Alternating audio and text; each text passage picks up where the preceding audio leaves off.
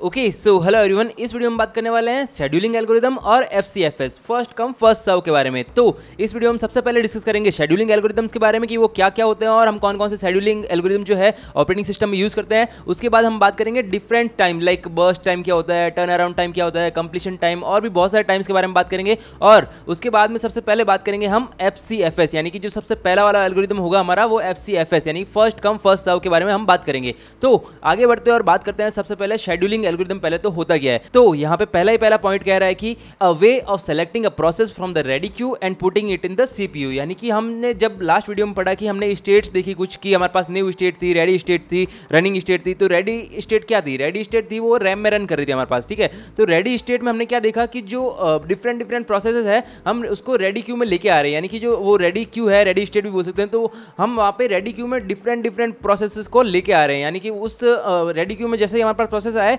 हमने क्या किया, आगे हम रनिंग स्टेट में भेज रहे हैं उसको। यानी कि रनिंग स्टेट में भेजने का मतलब जो हमारा प्रोसेस है वो रेडी क्यू में पड़ा है, उस प्रोसेस को हम CPU में आगे भेज रहे हैं एग्जीक्यूट करवाने के लिए। तो यही है शेड्यूलिंग एल्गोरिदम। इसके लिए हम शेड्यूलिंग एल्गोरिदम को यूज करते हैं। According to the degree of multiprogramming multiple process are kept in the ready queue. यानी कि आपने देखा अभी कि जो रेडी क्यू है उसमें बहुत सारे प्रोसेस हम लेके आ रहे हैं न्यू स्टेट से। तो हमारे पास न्यू जो स्टेट है वो कौन सी है? वो सेकेंडरी मेमोरी है। रेडी क्यू है वो क्या है? Ready queue lies in the RAM. यानी कि रेडी क्यू है हमारे पास रैम की मेमोरी। रैम की मेमोरी में बहुत सारे प्रोसेस हम लेके आ रहे हैं, उस रेडी क्यू से हम आगे भेज रहे हैं किसमें? रनिंग स्टेट में भेज रहे हैं, यानी कि CPU से एग्जीक्यूट करवा रहे हैं। तो वो क्या है? वो है शेड्यूलिंग एल्गोरिदम का यूज करके ही हम उसको एग्जीक्यूट करवा रहे हैं। अब नेक्स्ट पॉइंट क्या कह रहा है कि different queues are used in the operating system to execute process and bring as many process as possible into the ready queue. यानी कि जितने प्रोसेस पॉसिबल हो हम उसको रेडी क्यू में लेके आए। बट अगला पॉइंट है कि since the ready queue lies in the RAM when many processes exist in RAM they need to be executed. यानी कि जब रैम है हमारी, रैम तो लिमिटेड मेमोरी है हमारे पास,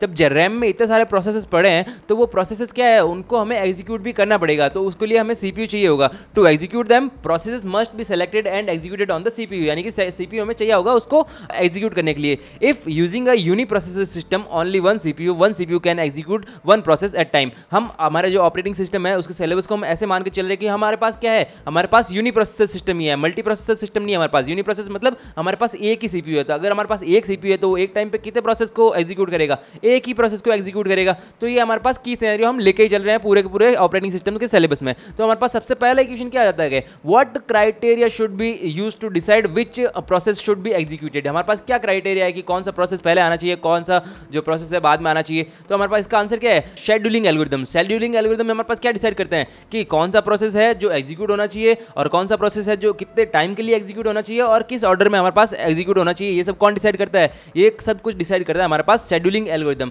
तो शेड्यूलिंग एल्गोरिदम मेनली कितने टाइप के होते हैं हमारे पास? शेड्यूलिंग एल्गोरिदम जो है हमारे पास दो टाइप के होते हैं mainly, pre-emptive and non pre-emptive. इसके बारे में हमारे पास हमने लास्ट वीडियो में डिस्कस किया था, बट इस वीडियो में आपको बेसिक बता देता हूं कि ये होते क्या हैं। तो प्रीएम्प्टिव और नॉन प्रीएम्प्टिव की अगर हम बात करें तो these terms are used extensively in scheduling algorithm. यानी शेड्यूलिंग एल्गोरिदम में भी ये टर्म्स आएंगी और आगे पूरे ऑपरेटिंग सिस्टम हम जब पढ़ेंगे तब भी हमारे पास ये टर्म्स आएगी। तो आप इसको याद रखिएगा कि ये होते क्या है। They also appear frequently in numerical problems. यानी कि अगर आपको न्यूमेरिकल प्रॉब्लम्स भी सॉल्व करनी है तो आपको ये टर्म्स याद रखनी पड़ेगी। तो सबसे पहले बात करते हैं कि प्रीएम्प्टिव शेड्यूलिंग क्या होती है। A process can be taken from RAM and placed in the CPU for execution. हमने क्या किया, हमने एक प्रोसेस को लिया, रैम से लिया और उसको किस में प्लेस कर दिया? CPU में प्लेस कर दिया एग्जीक्यूशन के लिए, ठीक है। अब while the process is running it can be picked up during its running state and placed back into the ready Q. अब प्रीएम्प्टिव में हम क्या करते हैं भाई साहब कि हमने लास्ट में वीडियो में भी देखा, इस वीडियो में और बात कर लेते हैं कि जो हमने प्रोसेस लिया है वो प्रोसेस हमारे पास CPU में हमने आया है तो वो CPU से वापस उसको रेडी स्टेट में भेज रहे हैं, रेडी क्यू में वापस भेज रहे हैं। हम क्यों भेज रहे हैं? क्योंकि हमारे पास मान लो या तो कोई भी टाइम का इशू आ गया या फिर मतलब जो प्रोसेस है प्रोसेस को हम इतने टाइम के लिए ही एग्जीक्यूट करना चाहते हैं, या फिर हमारे पास जो है VIP प्रोसेस आ गया उसको एग्जीक्यूट पहले करना है तो हम उसको रेडी स्टेट में भेज रहे हैं। तो ऐसे प्रोसेस का क्या बोलते हैं? Pre-emptive scheduling. यानी कि यहाँ पे क्या हुआ, यहाँ पे हमारे पास CPU में वो प्रोसेस आया, कुछ सेकंड या फिर कुछ टाइम के लिए रन हुआ वो, और उसको फिर हमने बाद में क्या किया, उसको फिर हमने बाद में रेडी स्टेट में वापस भेज दिया, रेडी क्यू में वापस भेज दिया। तो ऐसे को क्या बोलते हैं हम? प्रीएम्प्टिव बोलते हैं। This means a process running properly can be stopped and some other process can be given to the CPU। ये भी हमने डिस्कस कर लिया। The first process will be placed back into the ready queue for later execution. यानी कि जो हमने वो भेजा है रेडी क्यू में वापस से तो वो उसकी बारी बाद में आ जाएगी एग्जीक्यूशन की। अब नॉन प्रीएम्प्टिव क्या होता है? नॉन प्रीएम्प्टिव इससे उल्टा होता है। A process taken from the ready queue and given to the CPU will be completely executed. यानी कि क्या हुआ, हमने जो प्रोसेस लिया है रेडी क्यू से लेके हमने सीपीयू को दिया है कि हाँ एग्जीक्यूट करने के लिए, तो वो प्रोसेस पूरा का पूरा एग्जीक्यूट होगा, वो पूरा का पूरा एग्जीक्यूट होगा और वापस टर्मिनेट स्टेट में जाएगा। तो उसको क्या बोलते हैं, उसको बोलते हैं non pre-emptive scheduling. The entire burst time will be completed. Burst time क्या होता है मैं इसी वीडियो में आगे बता दूंगा आपको। जो बर्स्ट टाइम है यानी कि जो पूरा का पूरा टाइम है वो पूरा कंप्लीट हो गया उसका। Only after that will a new process be bought to the CPU. वो कंप्लीट हुआ उसके बाद ही दूसरा प्रोसेस, नया प्रोसेस जो है सीपीयू में आएगा। तो ये क्या होता है, ये नॉन प्रीएम्प्टिव होता है और प्रीएम्प्टिव हमने देख लिया क्या होता है। अब अगर हम इसको एग्जांपल के तौर पे समझे कि यार आप ऐसे बोल रहे हो हमें कुछ समझ नहीं आया, तो आपको एक सिंपल रियल लाइफ एग्जांपल से समझाता हूं मैं। एक क्लास है, मान लो कोई 10 स्टूडेंट की क्लास है, मैं एक टीचर हूं, तो हर एक जो बंदा है हमारे पास, जो हर एक स्टूडेंट है उसके पास 5 क्वेश्चन है मेरे से पूछने के लिए। तो मैंने क्या किया, मैं एज ए टीचर प्रोसेसर काम कर रहा हूं और स्टूडेंट क्या है, प्रोसेसेस है। मैं प्रोसेसर हूं और वो प्रोसेसेस है। तो नॉन प्रीएम्प्टिव अप्रोच में क्या होगा, मैं गया हर एक स्टूडेंट के पास, पहले स्टूडेंट के पास गया, उसके 5 क्वेश्चन मैंने सॉल्व किए, फिर दूसरे क्वेश्चन के दूसरे स्टूडेंट के पास गया, मैंने पहले स्टूडेंट है उसके पांचों के पांचों क्वेश्चन सॉल्व किए, सारे के सारे क्वेश्चन सॉल्व करके फिर दूसरे स्टूडेंट पे गया, फिर तीसरे स्टूडेंट पे गया, दूसरे स्टूडेंट के पांचों क्वेश्चन सॉल्व करने के बाद फिर तीसरे स्टूडेंट, फिर चौथा स्टूडेंट, ऐसे करके मैं चलता गया। बट प्रीएम्प्टिव में मैंने क्या किया, मैंने खुद से ही डिसाइड कर लिया। क्या डिसाइड कर लिया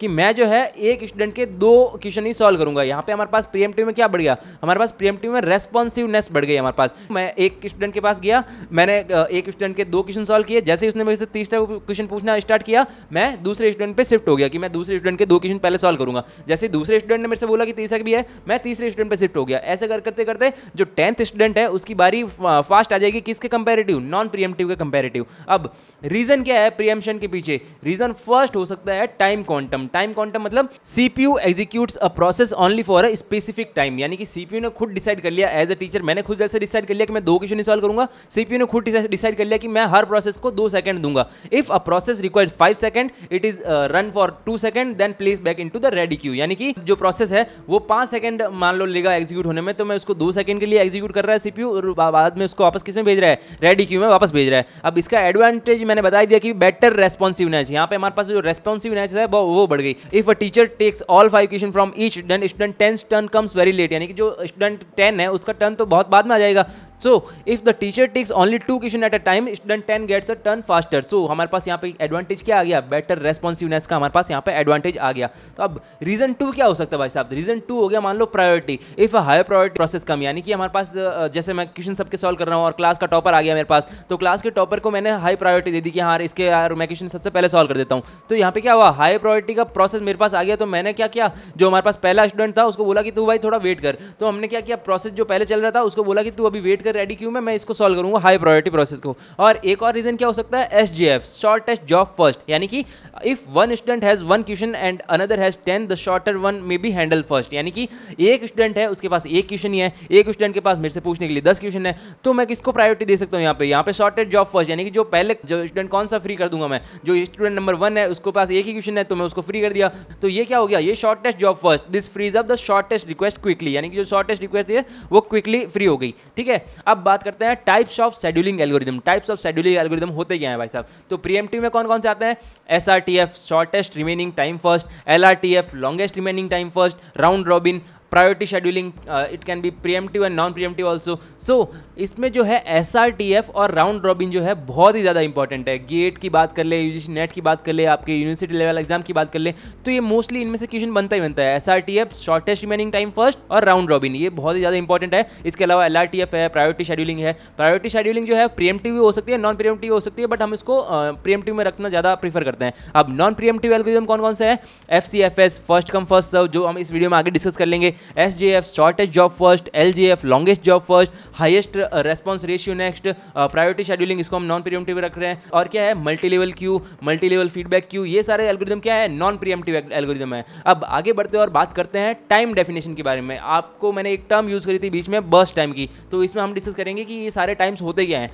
तो सबसे पहले हमारे पास आ जाता है arrival time, eighty. Arrival time का मतलब क्या है, time eight which a process enter the ready queue. यानी कि हमारे पास जो रेडी क्यू है, यानी कि जब हमारे पास रैम है, वो रेडी क्यू की फर्स्ट स्टेट, न्यू स्टेट से रेडी क्यू है, न्यू स्टेट तो किसमें थी, सेकेंडरी मेमोरी में, जो रेडी स्टेट है वो किसमें है, वो है अपनी रैम में।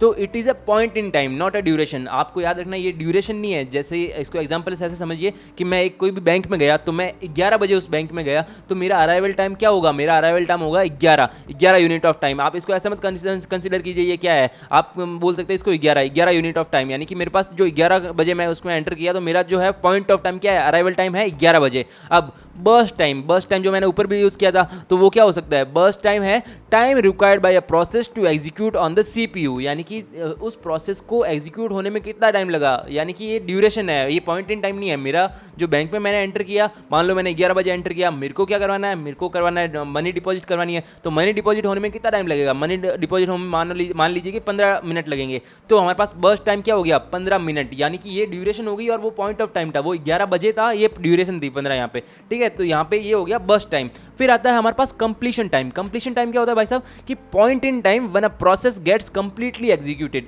यानी कि जो हमारा प्रोसेस है, जो हमारी जैसे हम जिस काम के लिए गए थे वो पूरा का पूरा डन हो गया, यानी कि ये हमारे पास पॉइंट इन टाइम है, ये ड्यूरेशन नहीं है, पॉइंट इन टाइम है। यानी कि हमारे पास 11 बजे हम बैंक में गए और हम वापस आए बाहर 12 बजे, तो हमारे पास कंप्लीशन टाइम क्या हो गया, 12 बजे। तो ये ड्यूरेशन नहीं है, ये पॉइंट इन टाइम है। कंप्लीशन टाइम और अराइवल टाइम जो है पॉइंट इन टाइम है, और बर्स्ट टाइम जो है ड्यूरेशन है। अब टर्न अराउंड टाइम क्या हो सकता है भाई साहब, total time a process stage in the system, यानी कि जितने टाइम तक वो सिस्टम के अंदर अपना प्रोसेस रहा। अब टर्न अराउंड टाइम का एक फॉर्मूला होता है हमारे पास, टर्न अराउंड टाइम का फॉर्मूला है क्या, completion time minus arrival time. अब इसको आपको याद करने की जरूरत नहीं है, मैं आपको एग्जांपल से क्लियर कर देता हूँ इसको, आपको सारे के सारे ऐसे ही याद आ जाएंगे। अब टर्न अराउंड टाइम का मतलब क्या है, टर्न अराउंड टाइम का मतलब है प्रोसेस ने कितना टाइम लिया। मान लीजिए एग्जांपल, मैंने 11 बजे बैंक में आया मैं, और मैंने कितने बजे बैंक को लेफ्ट किया, मैंने 12 बजे बैंक से निकला, तो मेरा टर्न अराउंड टाइम कितना हो गया, 12 माइनस 11, यानी कि 1 आवर, यानी कि 60 मिनट्स मेरे को लगे यहाँ पे। तो टर्न अराउंड टाइम हो गया हमारे पास 1 आवर, यानी कि 60 मिनट्स। अब आगे आता है हमारे पास वेटिंग टाइम। वेटिंग टाइम क्या है भाई साहब, वेटिंग टाइम है time a process waits in the system excluding execution time, यानी कि हमारे पास जो प्रोसेस है उसको एग्जीक्यूट होने में कितना टाइम लगा, एक्सक्लूडिंग वो एग्जीक्यूशन टाइम है, उसको छोड़ के वो वेट कितना किया उसने, तो वो है वेटिंग टाइम। अब इसका फॉर्मूला होता है waiting time equal to turn around time minus burst time, जितना उसको लगा टाइम उसको टर्न अराउंड टाइम को माइनस कर देंगे हमारे पास। तो इसको अगर आप एग्जांपल से समझिए, जैसे ही मैं बैंक के अंदर गया, क्या जाते ही मेरा काम हो गया, नहीं, मेरे को फॉर्म फिल करना पड़ेगा, कोई भी क्लर्क है वहाँ पे उसको वहाँ पे देना पड़ेगा, कैशियर है उसको देना पड़ेगा फॉर्म। तो कैशियर क्या करेगा, कैशियर मेरा वो जितना भी टाइम लगाएगा उसमें वो टाइम लगा के मेरे को मनी दे देगा मेरी। बट क्या मेरे को जाते ही कैशियर मिल गया था, नहीं, हो सकता है वहाँ पे पहले से ही लंबी लाइन लगी हुई हो, वहाँ पे वो क्यू लगी हो, लाइन को हम क्यू बोल रहे हैं, तो वो क्यू है, तो उस क्यू के बाद मेरा नंबर आएगा, और उसके बाद जैसे ये पूरा टाइम होने में मेरे पास कितना मिनट लग गए, मेरे को पूरे टाइम होने में 60 मिनट लग गए, मतलब टर्न अराउंड टाइम लग गया मेरे को 60 मिनट। बट मैंने वेट कितना किया, मेरा मनी वाला काम तो कितने में हो गया, 15 मिनट में हो गया, तो 60 माइनस 15, यानी कि हमारे पास 45 आ गया क्या, वेटिंग टाइम। तो हमारे पास ये था वेटिंग टाइम। वेटिंग टाइम क्या है, turn around time minus burst time. अब रेस्पॉन्स टाइम। रेस्पॉन्स टाइम क्या है,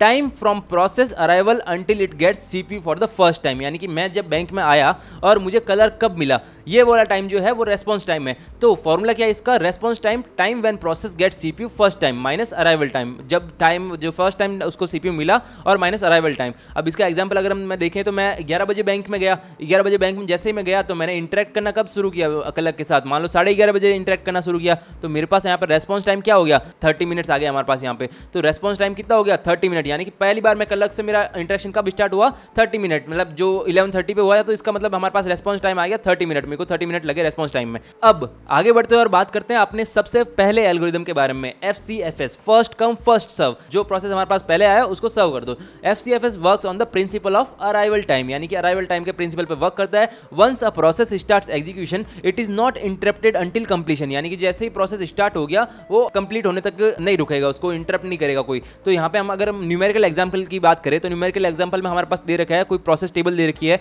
P1 P2 P3 P4। यहाँ पे P1 का अराइवल टाइम है 0 और बर्स्ट टाइम इसका 2, P2 का अराइवल टाइम 1, बर्स्ट टाइम इसका 2, P3 का अराइवल टाइम है 5 और बर्स्ट टाइम है इसका 3, और P4 का अराइवल टाइम है 6 और बर्स्ट टाइम है 4। तो इसको हमें सॉल्व करके हमारे जो हमने टाइम पढ़े अभी वो टाइम निकालना है। तो हम इसको टाइम को कैसे कैलकुलेट करेंगे, तो हमारे पास हमें सबसे पहले तो एक गैंट चार्ट बनाना पड़ेगा। गैंट चार्ट बनाने के लिए हम क्या करें, जैसे आपको स्क्रीन पर दिख रहा है कि गैंट चार्ट को हम 0 टाइम से शुरू करेंगे। तो 0 टाइम से जैसे हमने शुरू किया, तो 0 टाइम पे क्या हमारे पास कोई प्रोसेस अवेलेबल है इस टेबल में, हाँ टेबल में हमारे पास 0 टाइम पे कौन सा प्रोसेस आ गया, हमारे पास 0 टाइम पे आ गया हमारे पास P1 प्रोसेस आ गया है। तो P1 को एग्जीक्यूट होने में कितना टाइम लग रहा है, उसका क्या है वो बर्स्ट टाइम, उसका बर्स्ट टाइम है 2। तो हमारे पास गैंट चार्ट में हमने लिख दिया 0, उसके बाद P1 और उसके राइट हैंड साइड में लिख दिया हमारे पास 2, क्योंकि हमारे पास 2 यूनिट ऑफ टाइम जो है, आप इसको ऐसा मत कंसिडर कीजिए सेकंड है या फिर आवर्स है या फिर ये क्या है, आप इसको को यूनिट ऑफ टाइम समझ लीजिए। तो P1 को 0 टाइम पे आया वो, और उसको 2 है जो वो लगेंगे बर्स्ट टाइम, तो यहाँ पे हमारे पास लिख दिया हमने 2। अब जो P2 है वो कब आया, P2 है वो आया भाई, उसका तो अराइवल टाइम 1 है, तो 1 पे तो हमारा जो कहीं P1 को जब हम एग्जीक्यूट हो रहा था तब आया था, बट हम अभी कहाँ पे है, हम अभी 2 पे है, तो हमारे पास कोई भी प्रोसेस आ रखा है, हाँ आ रखा है, कौन सा आ रखा है, P2 आ रखा है, तो हमने P2 को लिखा, और P2 को एग्जीक्यूट होने में कितना टाइम लगेगा, बर्स्ट टाइम इसका कितना है 2, तो हमने गैंट चार्ट में लिख दिया इसको 2 + 2 कितना हो गया 4, क्योंकि हमारे पास 2 पे तो हम थे ही, 2 + 2 बर्स्ट टाइम हो गया 4, तो हमारे पास अब गैंट चार्ट किस पे है 4 पे है। अब क्या और कोई प्रोसेस है जो टाइम नंबर 4 पे आ रखा है, नहीं, क्योंकि जो P3 है उसका तो क्या अराइवल टाइम है, उसका तो 5 है, तो अब वो तो अभी आएगा, तो 4 से लेके 5 तक क्या रहा हमारा CPU, 4 से लेके 5 तक जो है हमारा CPU आइडल रहा। फिर जो 5 के बाद क्या आ गया, फिर P3 आ गया हमारे पास, तो P3 का कंप्लीशन टाइम कितना है, सॉरी बर्स्ट टाइम कितना है, P3 का बर्स्ट टाइम हमारे पास 3, तो क्या हो गया 5 + 3 = 8, तो P3 8 पे कंप्लीट हुआ। तब तक क्या हमारे पास कोई प्रोसेस आ रखा था, हाँ भाई हमारे पास 6 टाइम पे जो है P4 प्रोसेस आ रखा था, तो हमने P4 को लिखा, और 8 प्लस इसको एग्जीक्यूट होने में बर्स्ट टाइम कितना लग रहा है 4 लग रहा है, तो हमारे पास 8 + 4 = 12, यानी कि हमारे पास 12 ये आ गया। तो आपको एक क्वेश्चन आ सकता है एग्जाम में कि सारे के सारे प्रोसेस को कंप्लीट होने में कितना जो है लास्ट टाइम लगा, मतलब जो कंप्लीट टाइम कितना लगा, तो आप ये लिख सकते हो इसको 12 लगा। तो अब सारी की सारी टाइम की कैलकुलेशन करते हैं हम। तो सबसे पहला क्या है, सबसे पहला है हमारे पास turn around time. Turn around time का हमने फॉर्मूला भी देखा कि क्या है, completion time minus arrival time. Completion time P1 का क्या है 2, अराइवल टाइम क्या है 0, तो सो 2 - 0 तो हो गया 2। तो P2 का क्या है, P2 का हो गया टर्न अराउंड टाइम 4 - 1 यानी कि 3, P3 का हो गया 8 - 5 यानी कि 3, P4 का हो गया 12 - 6 यानी कि 6, ये हो गया टर्न अराउंड टाइम। अब वेटिंग टाइम क्या है भाई साहब, वेटिंग टाइम हमने क्या लिख रखा है, turn around time minus burst time. तो टर्न अराउंड टाइम क्या है 2 P1 का, और बर्स्ट टाइम है हमारे पास 2, तो 2 - 2 0, P2 का क्या हो गया 3 - 2 यानी कि 1, और P3 का क्या हो गया 3 - 3 यानी कि 0, और P4 का क्या हो गया 6 - 4 यानी कि 2, ये हो गया किसका वेटिंग टाइम। अब रेस्पॉन्स टाइम की अगर हम बात करें तो रेस्पॉन्स टाइम क्या था, फर्स्ट टाइम CPU कब मिला, तो first time CPU time minus arrival time. तो रेस्पॉन्स टाइम हमारे पास P1 का आ गया 0, P2 का आ गया 1, P3 का आ गया 0, P4 का आ गया 2। तो जो हमारा FCFS एल्गोरिदम है उसमें हम जो हमारा रेस्पॉन्स टाइम है वो वेटिंग टाइम के इक्वली आएगा, तो रेस्पॉन्स टाइम कैलकुलेट करने का यहाँ पे कोई मतलब नहीं बनता है। अब एवरेज टर्न अराउंड टाइम, अगर हम एवरेज टर्न अराउंड टाइम की बात करें तो क्या हो जाएगा 2 + 3 + 3 + 6/4, ये हो जाएगा उसका एवरेज टर्न अराउंड टाइम, क्या आ गया 3.5। अगर एवरेज वेटिंग टाइम की बात करें तो 0 + 1 + 0 + 2/4, ये आ गया 0.75, हमारे पास वेटिंग टाइम आ गया एवरेज वेटिंग टाइम और एवरेज टर्न अराउंड टाइम। अब यहाँ पे हमारे पास एक ध्यान देने वाली बात है कि जो FCFS है नॉन प्रीएम्प्टिव है, इसमें जो रेस्पॉन्स टाइम है उसको वेटिंग टाइम के इक्वल है, तो हमारे पास इसको कैलकुलेट करने का मतलब बनता नहीं है। ये हमारे पास हो गया पूरा FCFS first come first serve algorithm, और हमने देख लिया कि CPU शेड्यूलिंग वगैरह कैसे काम करती है, और सारे के सारे टाइम्स हमने देख लिए। तो इस वीडियो के लिए बस इतना ही, मिलते हैं हम नेक्स्ट वीडियो में, तब तक के लिए बाय बाय।